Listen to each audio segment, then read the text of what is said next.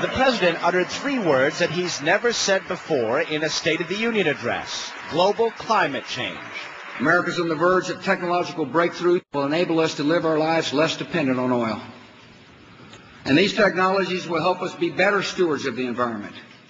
And they will help us to confront the serious challenge of global climate change.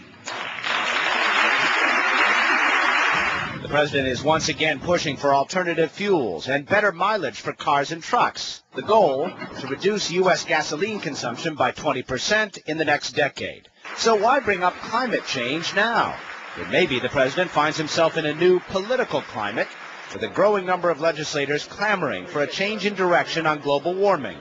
But change was not in the offing Tuesday night.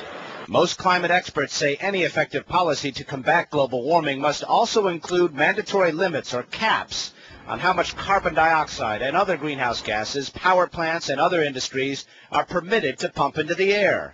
And critics say the Bush policy, which continues to rely on voluntary measures, is essentially toothless. If we're serious about the problem of global warming, which as we all know is the most important environmental challenge we face, we really need mandatory caps on global warming pollution. Bush's remarks were a small concession to what an overwhelming majority of climate scientists believe is a huge problem. They say in the coming decades, climate change will melt glaciers, flooding coastal areas as sea levels rise. It will likely increase the frequency of extreme weather events like catastrophic hurricanes. And it could lead to entire species going extinct, such as polar bears, which are already struggling as their Arctic habitat melts. It is a grim picture which many scientists believe requires more drastic action than the president has proposed. There's a lot of support in this Congress to pass some sort of legislation that would cap greenhouse gas emissions industry-wide.